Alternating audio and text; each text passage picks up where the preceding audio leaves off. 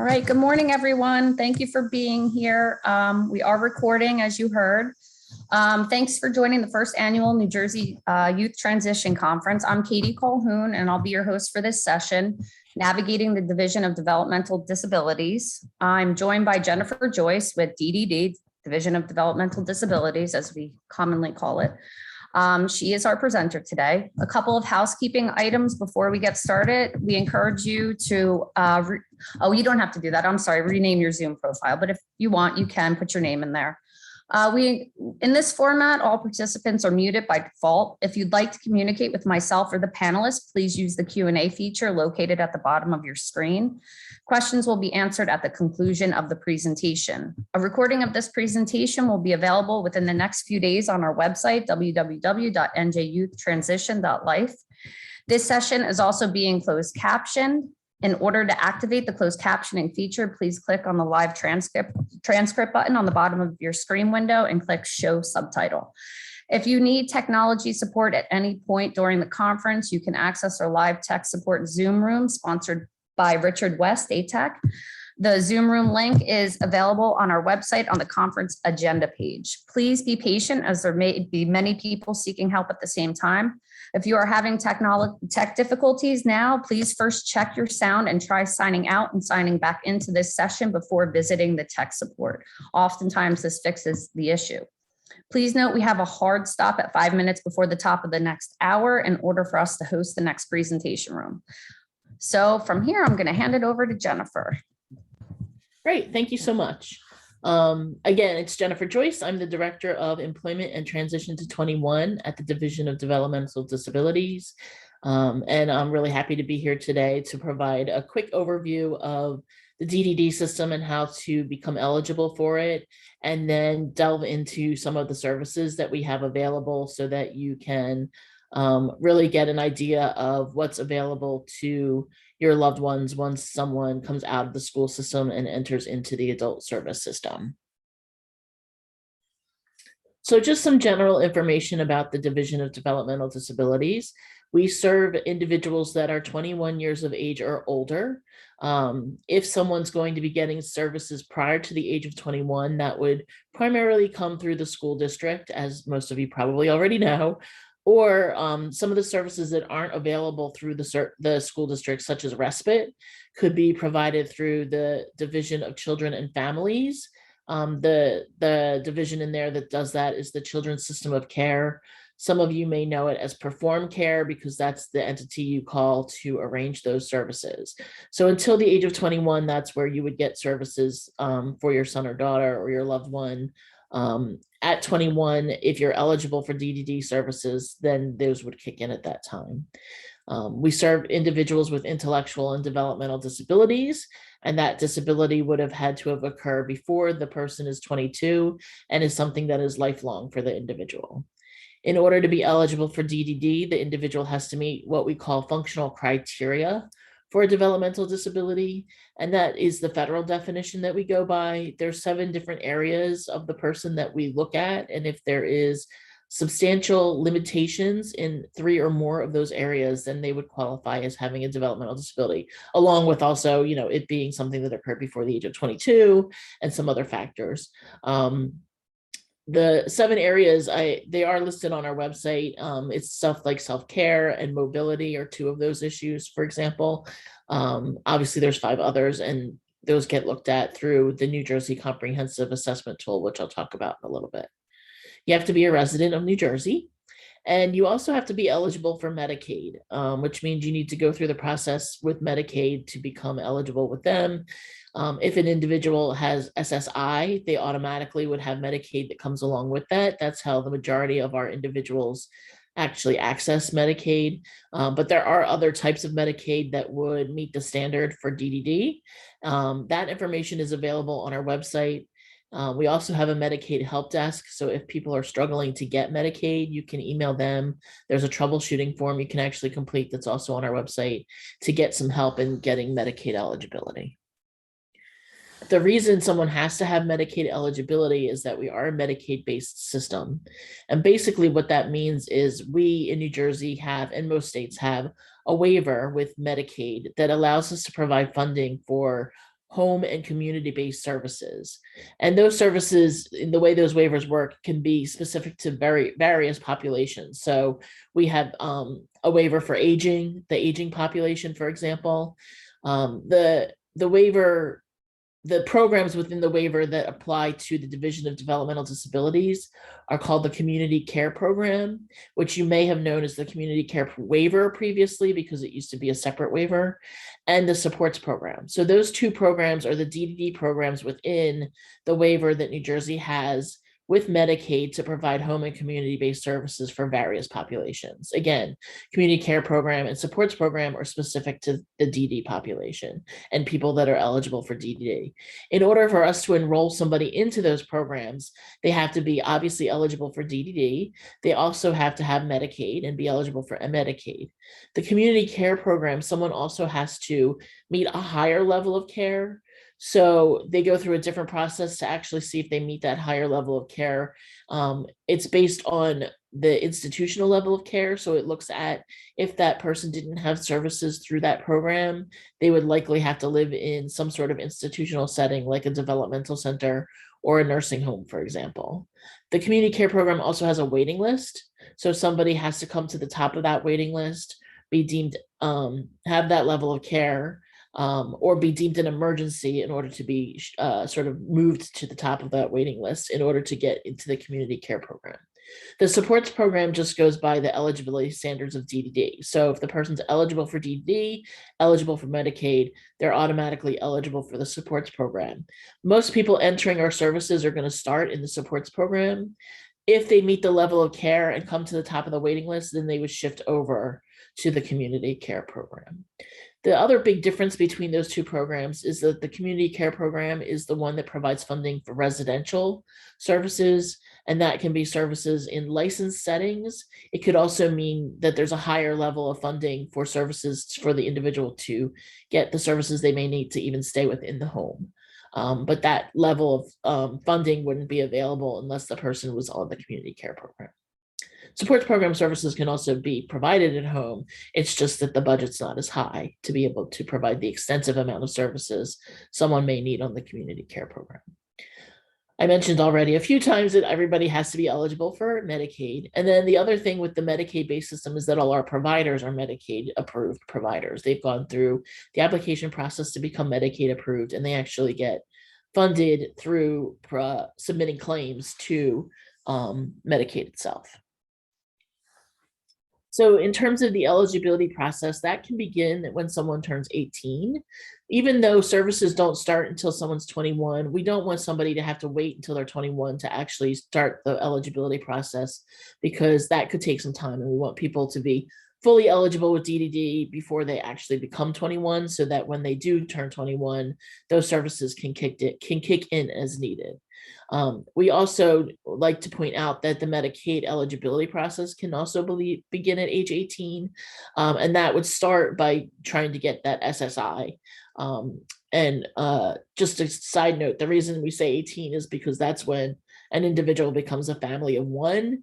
And in terms of income, which is what the Social Security system is based on and Medicaid is based on, they won't look at the family's income and count that towards the individual. It'll just be the individual's income. So they're obviously a lot more likely to be eligible for SSI at the age of 18 than they may have been previous to that. And again, if you're struggling with getting Medicaid, there is that Medicaid eligibility help desk to help you out.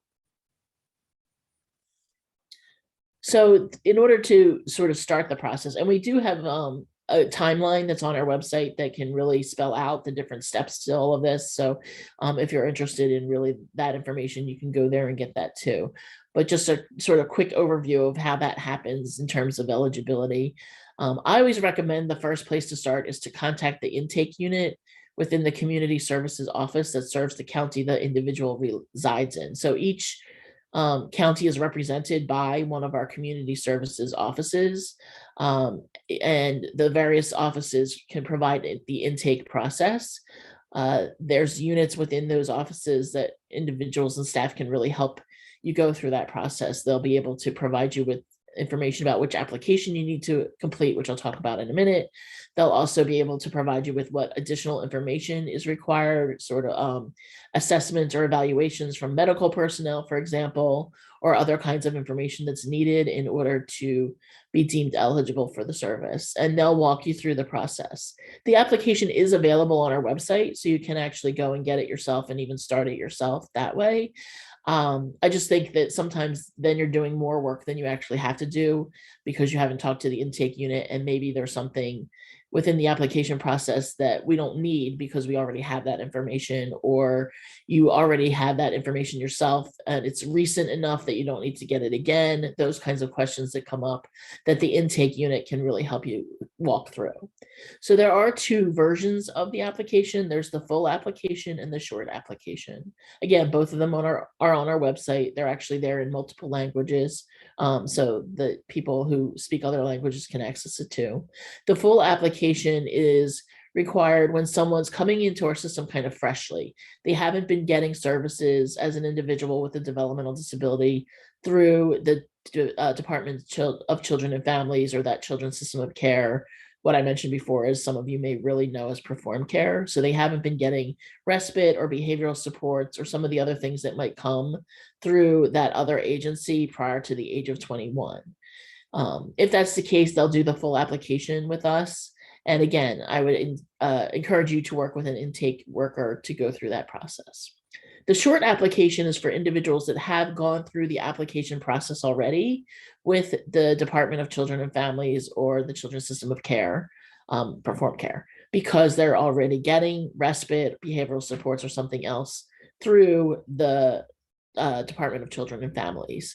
And that would mean that that information, because you've already done the application for IDD services, is on file with them, and they provide us with that information so that we don't have to duplicate through that again with the full application. So it sort of takes out what we already have through that application, and then you have a shorter version that you can complete. Again, intake worker can help you make sure you pick the right application and fulfill all the needs for that particular document to be eligible. A big part of the process is utilizing the New Jersey Comprehensive Assessment Tool. I mentioned that a little bit earlier. That's what it actually serves two purposes. One is to determine that functional criteria. So it looks at those 7 different areas that are defined federally to see if there are substantial limitations for that individual in at least 3 of those different areas. And if there are, then the assessment tool will let us know that the person meets the functional criteria. There are times when the assessment tool will say that the person doesn't meet functional criteria. That usually happens if someone's maybe borderline. And in those cases, we don't just sort of accept what the tool says. We actually delve deeper into that, and we'll have someone from the division go in further and check it further to see if maybe the assessment tool missed something. The other thing the assessment tool does is it establishes what support level each individual has. So there's a spectrum, obviously, of support needs within the individuals we serve in our system. There are some individuals that may be just barely eligible and don't need a whole lot of support through the Division of Developmental Disabilities. And then there are people who have a significant need for support within the Division of Developmental Disabilities. The New Jersey CAT will establish what level of support somebody needs and then attach a budget amount based on that level of support need so that that person can access the services that they would need throughout the year for that person. So obviously if someone's in tier A, which is how we figure out which support needs the person needs, they're not going to have a high budget because they don't need as much as someone who's in tier E, who would need a higher amount of budget to be able to be eligible for DDD services. Part of the process for eligibility is that once someone is deemed eligible, they need to pick a support coordination agency or be assigned to a support coordination agency. If someone's over 21, that's going to happen as soon as we figure out that they're eligible. They'll get the information they need to do that. If someone's still in the school system and under 21, so they've gone through and become eligible at 18, 19, 20, or even in that 21st year, but they're still in school, then that assignment's going to take place during the year that they're going to graduate from the school system and end their educational entitlement. So that's that 21st year. The way that works is that there's a form that gets completed. That form is also available on our website. It's called the Support Coordination Agency Selection Form. Your intake worker will provide that for you if you've been working with one. Otherwise, you can just get it from the website or, call in and request one in January or February of the year that the individual is graduating. So for those of you who have 21-year-olds that are going to be exiting the school system in June, in January or February of 2022, in this case, you would be completing the Support Coordination Agency selection form and submitting that to DDD. How to submit it is on the form itself. There's two ways. It can be emailed to a specific email address, which is obviously the easiest way. It can also be mailed if you don't have access to a computer or other kinds of ways, or just prefer to mail it physically. And then in April of the graduating year, which again, for the grads coming through in June, that would be April of 2022, they will begin assigning the support coordination agency that was selected. With support coordination agencies, you can choose the one that you prefer. There's 2 slots on the form to choose your priorities, the first choice and the second choice. The reason there's 2 different choices is sometimes the first choice is already filled up. And so they can't take a new individual in as a support coordination agency, and it would go to the second choice. There's also an auto assignment. So if you're not sure of the agency you would like to work with, or just don't have the time to do the research or any of that kind of stuff that goes along with choosing one, you can be auto assigned by the Division of Developmental Disability. The computer system just automatically will pick the next one that's available and assign you to that. You can also change support coordination agencies. So if you end up not being happy with the one that you have, you can change that throughout the course of the year. And I don't think I mentioned that the support coordination agency, the staff that work for the support coordination agency are called support coordinators. They're basically your case managers in this system. So they're going to be the ones that link you up to services and supports that the person needs, and who's going to provide those services and supports.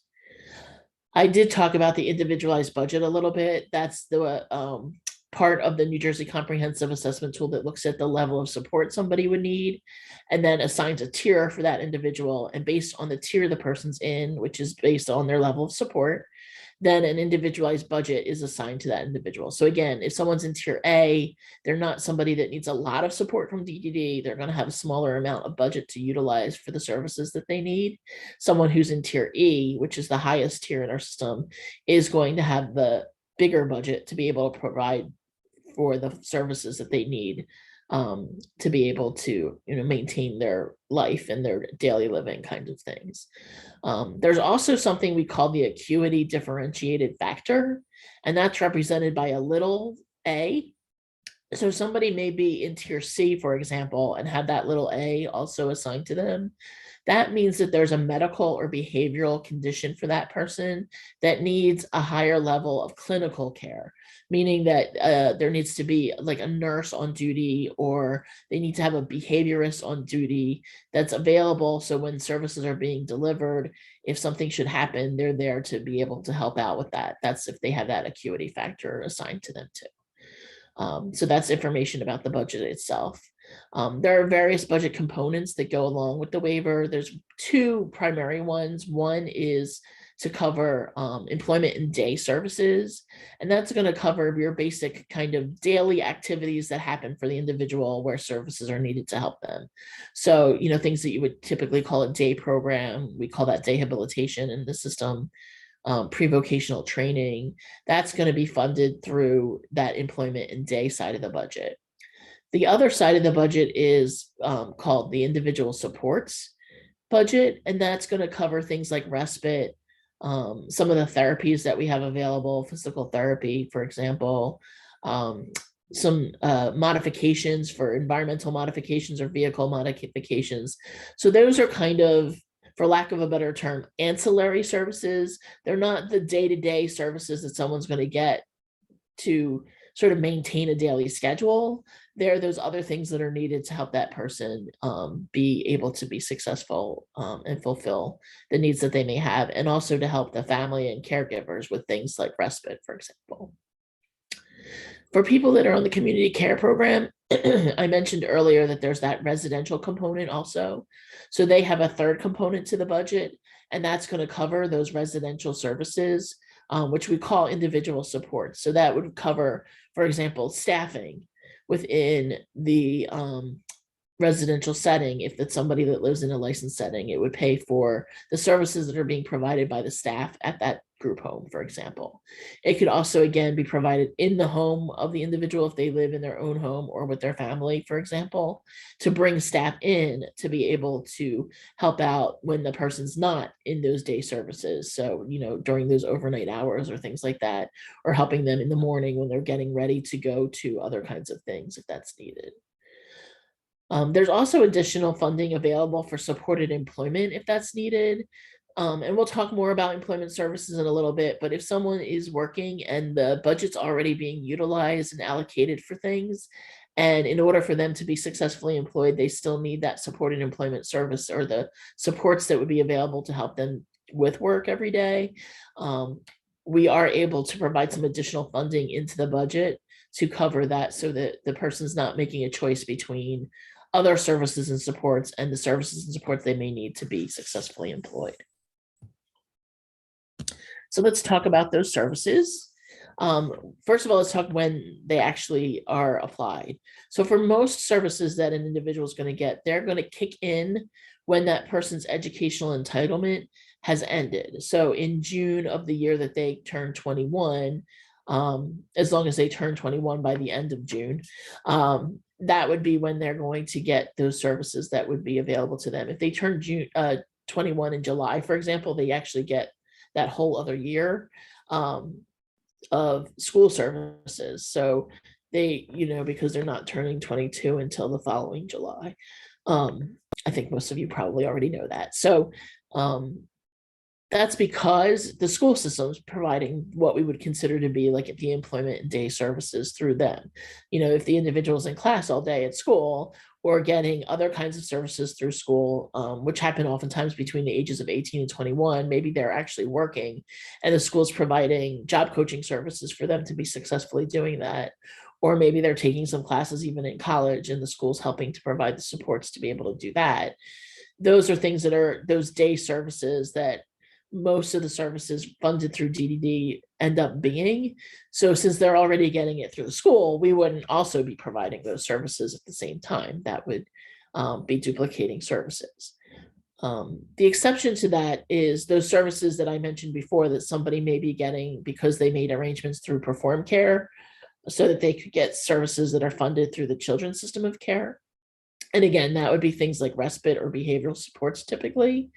Those stop when the individual turns 21. So that doesn't go through the rest of the school year for that individual. That just stops at 21 because that's the way the systems work and the way they're legislated to work. So for that to continue when the person turns 21, then that would have to kick in through DDD. So for example, if someone's getting respite through the Perform Care system, the children's system of care, and they're turning 21 in, let's say, April, they want to continue to get respite services when they turn 21 in April, but that would stop through the children's system of care. Then you would contact DDD, let the intake worker know that my son or daughter or I or whoever is making that contact, it's turning 21 in April, and it needs to continue these services that we've been getting through the children's system of care when that happens. And up to 60 days prior to that birthday in April, the DDD can assign you to that support coordination agency. So you actually get assigned to it instead of April of that graduating year, you get assigned to it in February of that graduating year. So they can make the arrangements for you to continue to get respite. Hopefully you can continue to get it through the same provider. We do have providers in the system that are approved through the CSOC, Children's System of Care System, as well as the Division of Developmental Disabilities, but we also have providers that aren't. So you may have to change providers once that person turns 21, depending on if that provider is a Medicaid provider in our system or not. So again, 2 months prior to that person turning 21, if you need to continue services you're getting through Perform Care, contact DDD, let them know, and they'll walk you through the process to make sure you have your support coordinator in place so that you can get those services to continue once that individual turns 21. But for the majority of the services someone's going to be getting, which you'll see the list soon of all those services, they're not going to kick in until school is done. So here are those services that we have available. And I'm going to break them down a little bit further in the next few slides. So I don't want to go through all of them in detail. A couple of things, though, that I do want to point out is when we move to a Medicaid-based system, some of the things that were really great about that, and I know there are things that aren't great about it, but some of the things that are great about it are that we were able to increase the funding available to us because we were now drawing down federal dollars within the state system itself too. So for every dollar that New Jersey puts into funding services for people with intellectual and developmental disabilities, we now get $1 through the federal system as well to match that amount for the services we're providing. So that has allowed us to serve more people within our system, but also provide more services for the people that we serve. So things like physical therapy, occupational therapy, speech, language, and hearing therapy were not available in our system previously. And when we weren't a Medicaid-based system, that was something that someone as an adult wouldn't be able to access through DDD. And the issues that came up with that were that most of the people with IDD that need those services need them as a habilitative service. So it's not a matter of, oh, I fell down and I hurt my ankle and now I need to get physical therapy so that I can recuperate from that injury. It's, I have a mobility issue that's an ongoing issue that may be a lifelong issue that's related to my disability. And I need physical therapy just to be able to maintain a certain level of mobility. It's not to make me better, quote unquote, or rehab me for that mobility. It's to help me be able to maybe improve my mobility, but most importantly, make sure I keep a certain level of mobility. And what was happening is people were getting those services in school. So they were getting physical therapy and speech therapy and occupational therapy through their school system. And when they'd come out of the school system, the insurance providers, whether it be the Medicaid health plan or through their private insurance, were not providing funding for habilitative therapy services, and people weren't able to access them as adults. And it was heartbreaking because we would see people regress in their speech or in their mobility or whatever it might have been that they were getting the therapy for. So we're really happy that now that we're a Medicaid-based system, we can provide habilitative physical therapy, speech therapy, occupational therapy to help people with that and be able to maintain that as they're in the adult service system. That's just an example of some of the things we can do. So in terms of utilizing services, there's kind of two paths or a mix of these two paths that people can go through. There's something where you're kind of have the existing programming, and that's where you're really going through the providers that are in our system that have been Medicaid approved providers that provide the typical services that you just saw the list of. Meaning that, they're going to go to a specific provider for their day habilitation, and that's where they're going to go every day or the majority of the week or whatever it might be to get the services and supports that they have. Even with things like respite, for example, they use, that would be using a existing provider to provide the respite service. And it's either, maybe they have staff that they're providing within the home for the individual to get the respite, or there's overnight respite and you're going to one of the group homes or an establishment that's owned or leased by that existing provider and staffed by that existing provider to provide the respite service. Things about using that existing programming is it doesn't always meet all of the individual's needs because it's sort of a set kind of system already because of the provider that's offering that service. And while our providers certainly individualize services and do the best they can to make them work towards what somebody's likes and preferences and interests are, when you have, let's say, 20 people in a program, obviously that's going to limit the amount of individuality you can have for that person. So some people will instead go towards that other side of creating the programming.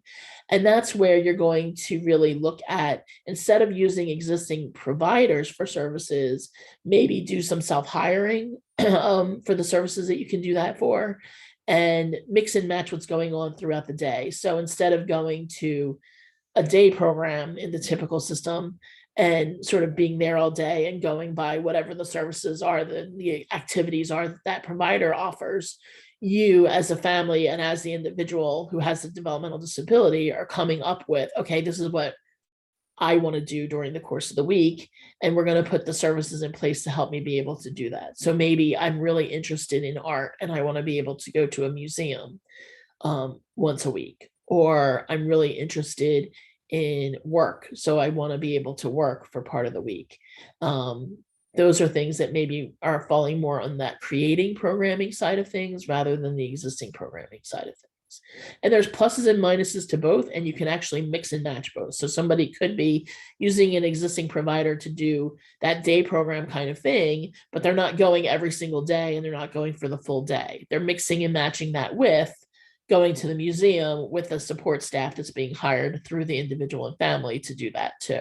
So it's not, one or the other, which is really nice in the model we have now. It used to be one or the other, which caused some issues for people that wanted the stability of using existing programming, but also wanted the creativity of using the programming you create yourselves.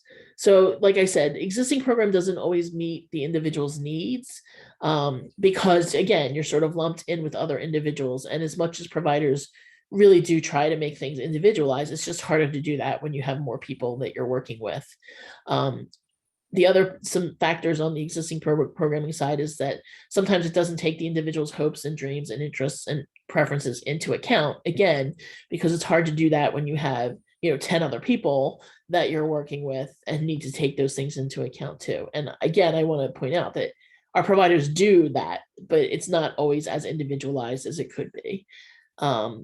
It's more structured and it's stable and reliable, which is definitely a plus for some individuals and families, is that, if you're working with a provider and there's a staff member that's sick, there are other staff members that can fill in for that person. And you don't have to worry about, oh no, what am I going to do? Jen's sick today. She's not going to be able to come in and support my son or daughter. I'm going to have to figure out what I'm going to do. Do I have to stay home from work today? Do I have to try and find somebody else to fill in for her so that my loved one gets the supports that they need?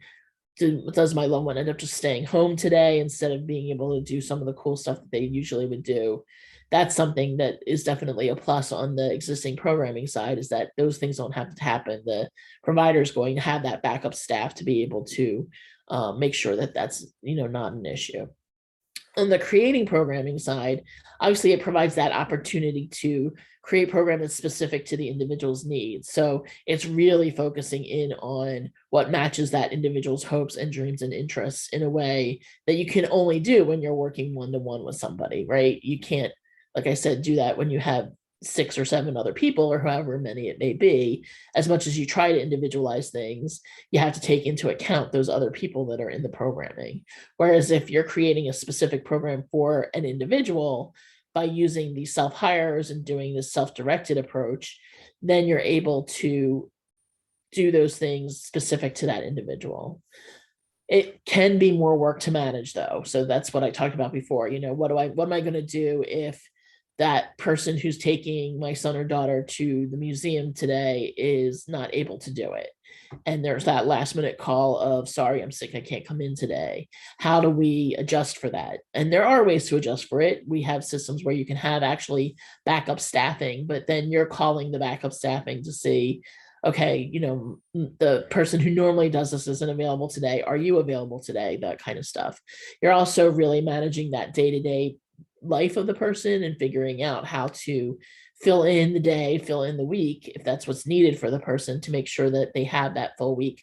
Whereas if you're using the existing programs, they're really the ones doing that for you. And sort of, we have a program that goes from 9 to 3 or whatever the time schedule is, and we make sure we're filling in that time for that individual, rather than it's just completely open and we as an individual and family have to fill in that time ourselves. And like I said before, you can mix and match that. So maybe they're going to that 9 to 3 programming sometimes, or they're going half days to those programs, and the other part of the time it's creating their own programming. There's that flexibility there now, which is really nice. But I wanted you to kind of know that there are these sort of different ways that people are doing programming, because I hear a lot, for some individuals that are coming out of school, that, we're researching the providers, we're looking at the different programs that are out there, and there's nothing really that's gonna meet my son or daughter's needs. And I'm concerned about that.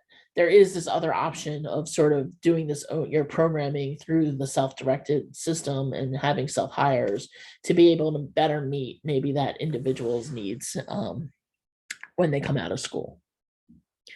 So what I try to do is break up the different services we have available into categories, so I can kind of go through them a little bit, so you have an idea of the services that we do have available. So I'm always going to start with employment related services. When I mentioned my title earlier, it's employment and transition to 21. Employment is a big thing in what I do, and how I support individuals within our system and advocate for them. I really strongly believe that employment is extremely important in everybody's life, and that includes people with intellectual and developmental disabilities. And we do have supports in place to help that be a reality for people with intellectual and developmental disabilities. So we have 3 main services that focus completely on employment. One is supported employment, and that may be something you've probably heard of. That's what typically is job coaching. That service is one where whoever's providing the service is going to outreach to employers based on what that individual's interests are, what their skills are, what their preferences are, sort of looking at that match between the person and the business and the job, and figuring out how to help facilitate that match.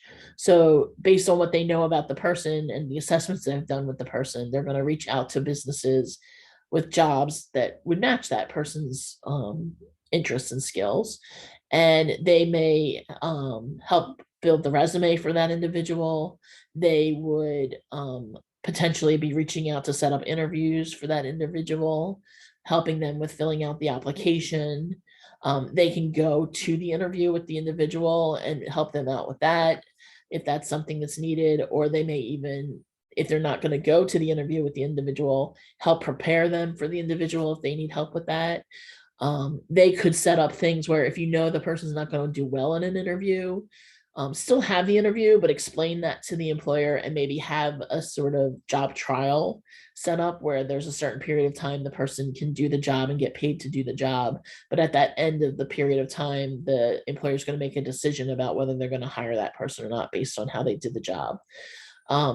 Those are all that pre-placement kind of thing. Once the person gets the job, then supported employment is there to provide on-site coaching for the individual to learn how to do the job, to also help out with coworkers and supervisors to help them maybe with accommodations or adaptations in how they communicate with that person.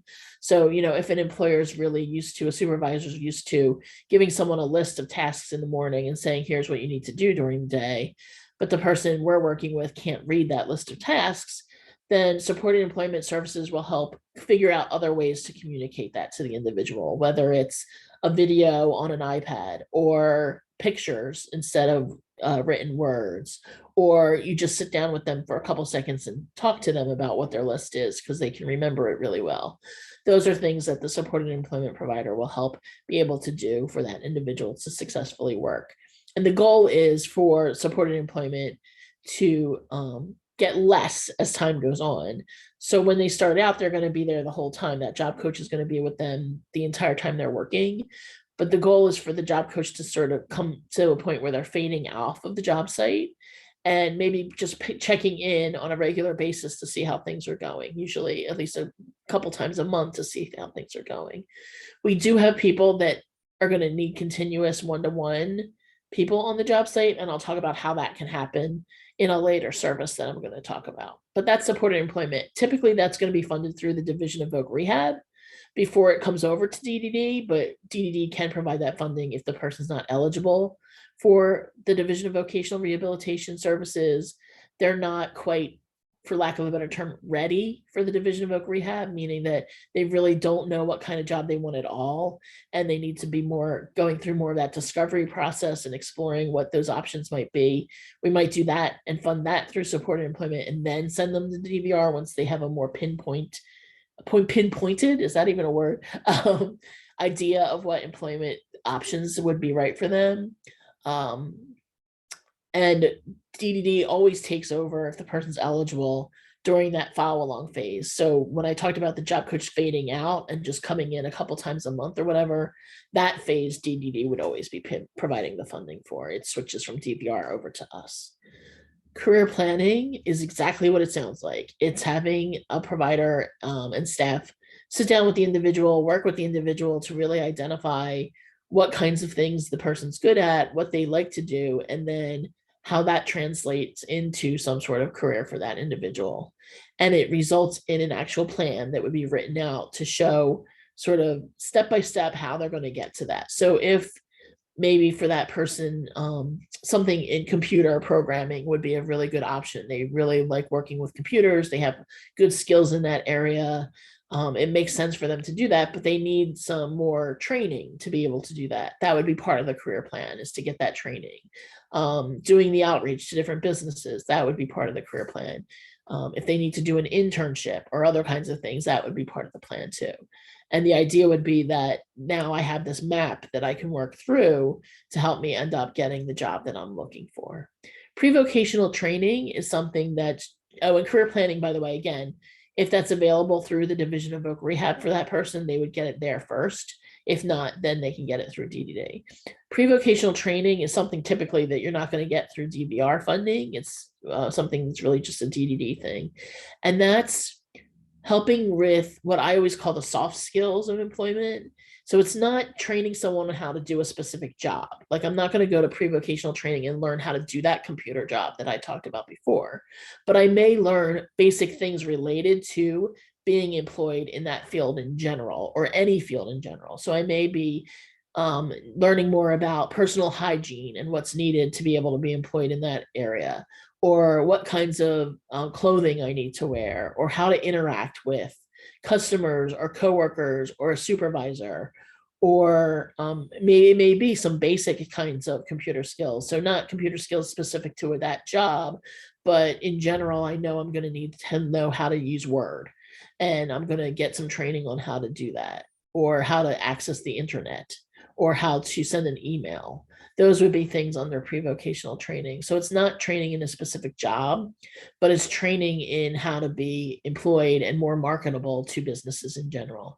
So we do have people in pre-vocational training who are not working, and they're getting these pre-vocational training. They're going through these programs to help build those skills so that they can be more employable, or they're working on things that maybe are preventing them from being employed, like interacting appropriately with people, for example. Or they may be working already and they're doing pre-vocational training to fill in for the rest of the week or the rest of the day, and also gain more skills to maybe further their career so that they could get promoted, or maybe they're in an entry-level job and that's not what they want to do for 10 years from now. So they're going through pre-vocational training to gain some more skills to maybe further their career. The other thing that falls under pre-vocational training typically is volunteering. So if someone wants to maybe get some more experience in the community, get more experience in terms of having that sort of regular responsibility of going somewhere and having to call out if I'm not going to go in that day and that kind of thing. Sometimes we have people that are doing that through volunteering, and that would fall under pre-vocational training. So under personal care, there's really one support that's available. It's the same support, it's just named differently depending on which program you're in. So if you're in the supports program, it's called community-based supports. If you're in the community care program, it's called individual supports. And it can look different. Again, individual supports, because of that residential piece of the budget that's available through the community care program, is more extensive. It can be sort of more 24/7 staffing kind of thing than it would be as community-based supports under the supports program. But it's basically the same thing. It's in-home or in community supports to help somebody be able to deal with and learn how to do daily living skills. So it can be in the home, helping in the morning to get up, to get bathed, to get dressed, to cook. And it can be combinations of I'm doing that as the staff person for the person, I'm teaching the person how to do those things for themselves, or a combination thereof. And it can also be in the community. So maybe the individual is living somewhere, either in their own home or in a group home. They're going to go grocery shopping and they need support to be able to do that. They need staffing to help them with that. That community-based support or individual support can go with them to the grocery store to help them learn how to do that, or help them be able to do that on behalf of the individual or person. This is that support I talked about, that if somebody needs one-to-one on the job site, all the time, so the job coach can't completely fade out because of not work kinds of things, but more behavioral or individual kinds of things where, they need someone there to remind them to keep working. Because if there's not somebody there, they'll sort of just start daydreaming and not continue to do the task. Or they need somebody there because when they take breaks or during lunch, they need help to be able to eat or be able to utilize the restroom or something like that. Or they need somebody there because there's a concern that the person will elope from the job site and just go outside without letting anybody know, and maybe, get lost or not know where they're going. That's where community-based supports and individual supports can come into play. So they're not doing job coaching. They're not helping the person learn how to do the job. They're not negotiating with the employer about, this is what we need to do to be successfully employed. They're just there to sort of help with those kind of daily little things that come up that would make them lose a job if they weren't there, or maybe prevent them from being safe if they weren't there. So we have the instruction and teaching. Again, community-based supports and individual supports I mentioned, maybe they're teaching the person how to get dressed in the morning or cook. So that could fall into that category. Day habilitation is more typically what you would know as a day program. So that's usually the person's going to a particular provider throughout the day.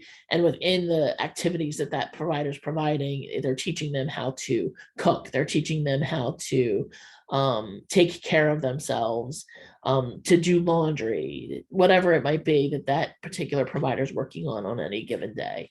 And then there's goods and services, which we provide funding for classes in the community. So if someone wanted to take a cooking class in the community itself, then that would be something that could fall under goods and services. If they have some college and they need some help with funding for college, as long as other funding options have been looked into, then goods and services may be used for classes in college. It's not going to cover all their college if they're going full time, but it could provide some funding for classes and stuff like that.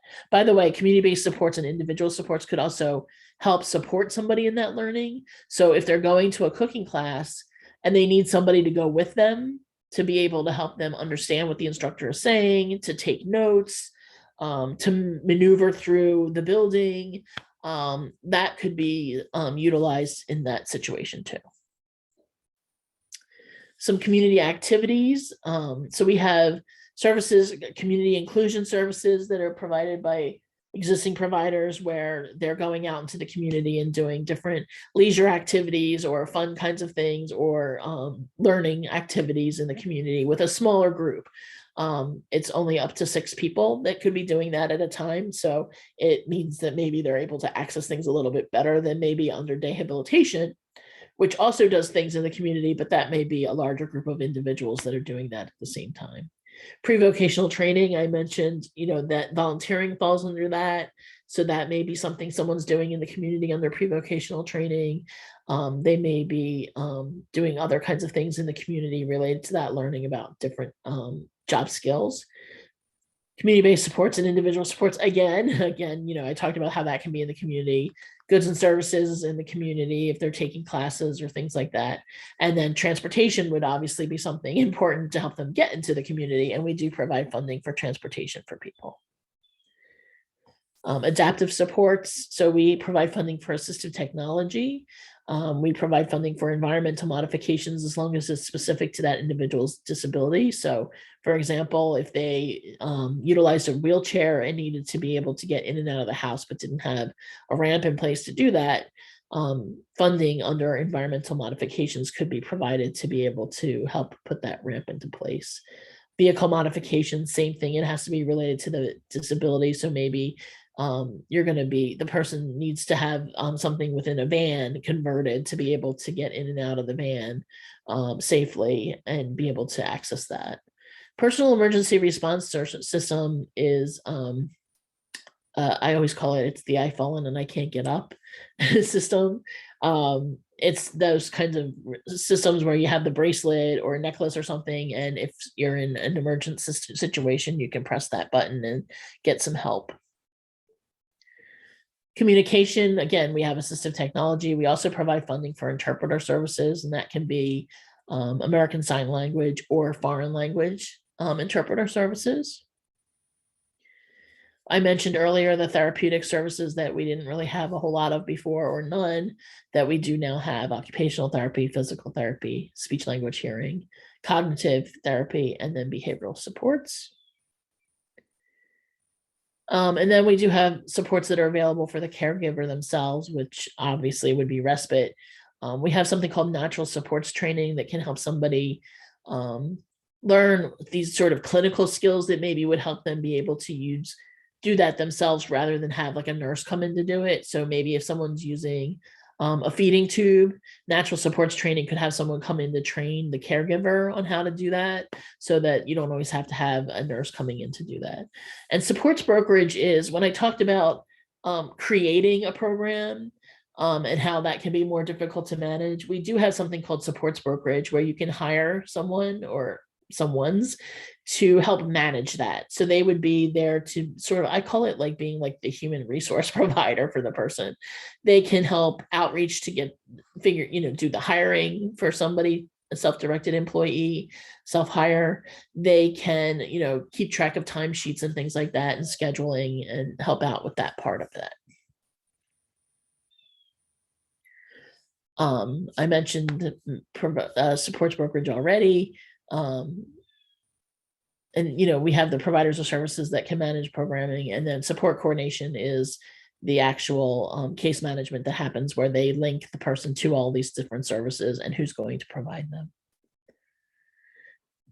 So I mentioned support coordination a little bit. I'm going a little quick because I want to be able to answer some questions and I'm running out of time. The support coordinator is basically the case manager. They're going to link the individual to services that they need and who's going to provide those services, so that that's in place for the person as they move forward. The provider database is where you can actually find out who provides services in your area by looking that up in the database itself. And then I'll just end with saying that it's a journey.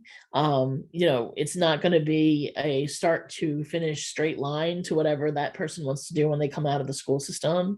In reality, you're probably going to be trying different things and seeing what works and what doesn't work, just like the rest of us in life.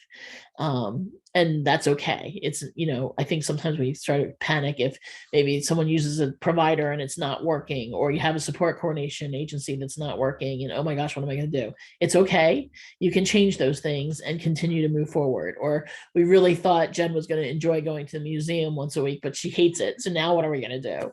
That's okay. We sort of try it out. It doesn't work. Okay, let's try again. Or we thought this job was going to be great. It didn't work. Keep on trying. It's sort of the idea of let's not give up just because it didn't work. Let's help that person really be able to live their dreams and hopes and reality as well. So, and here's some resources that are available on our website to help you understand some of the stuff that's going on. The first slide I had actually I'm going to go back to it, has our help desk for the employment and transition unit. It's ddd.transition helpdesk at dhs.nj.us. There it is. So if you do have questions that you don't get answered today in the next 2 minutes, I went longer than I thought I would. Please feel free to email that help desk and we'll be able to help you with answering those questions or providing you with guidance that you may need. So I will take questions now, if there are any.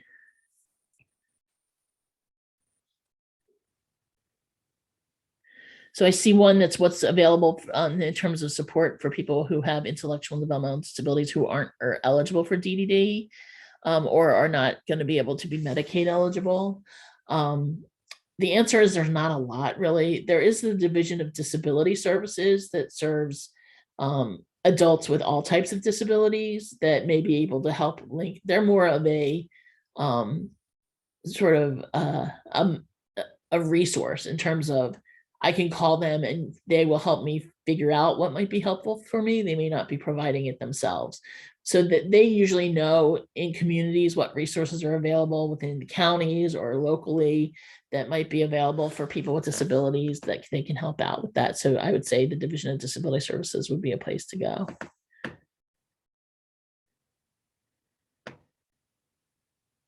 Some people are saying I did a good job. Thank you for that. I appreciate the positive acknowledgement. Someone asked if assistive technology includes training. Yes, it does. It includes assessment for the technology itself, and then training on how to use it. Are therapeutic services considered educational? My son is still in school, but is turning 21 this month. Can he start them before graduation? No, he would be, therapies should be provided through the school system until that educational entitlement is over.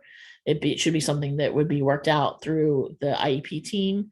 And then, once he's done with school, then physical therapy or whatever it might be could kick in through DDD if he's eligible.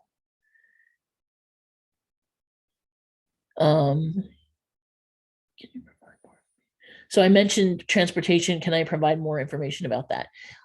Sure. Transportation's not easy as it is in any other state. We provide funding for various types of transportation. So it could be the provider itself offering transportation to and from different settings. They can get reimbursed for that. It can be doing a self-hire. So you could hire somebody to provide the transportation, like a neighbor or, a coworker if they're a person that has a job. We provide funding for taxis and things like that, buses, public transportation. It's basically any type of transportation we can provide funding for, as long as we can work out the mechanism for the entity to get funding. So we can provide funding for like a taxi, for example, but only if that taxi company is willing to go through our fiscal intermediary, which is known as PPL, to get the funding for it. Some of them aren't going to do that. We also have there's some providers that have partnerships with the ride sharing kinds of companies like Uber or Lyft, where they're negotiating and helping to establish those means of transportation, and then DDD is providing the funding for it. Someone else said, thank you. You're welcome. Thank you guys for coming on. I know Saturdays are busy times, and I appreciate having the opportunity to provide this information. And I think my time's up, so I'm going to just quickly see if there's. Someone asked about what are DSPs. Basically, a DSP is it's known as a direct support professional. It's the actual staff that's providing the support for the person. And yeah, more thank yous. I appreciate that. Thank you so much. So I think I got most of the questions covered. Again, if I didn't, feel free to email that DDD transition help desk, and we'd be happy to work with you to get the answers that you need to questions that come up. And thank you again for having me today. I really appreciate it. I hope you enjoy the rest of the workshops that are going to be available today, and have a good weekend.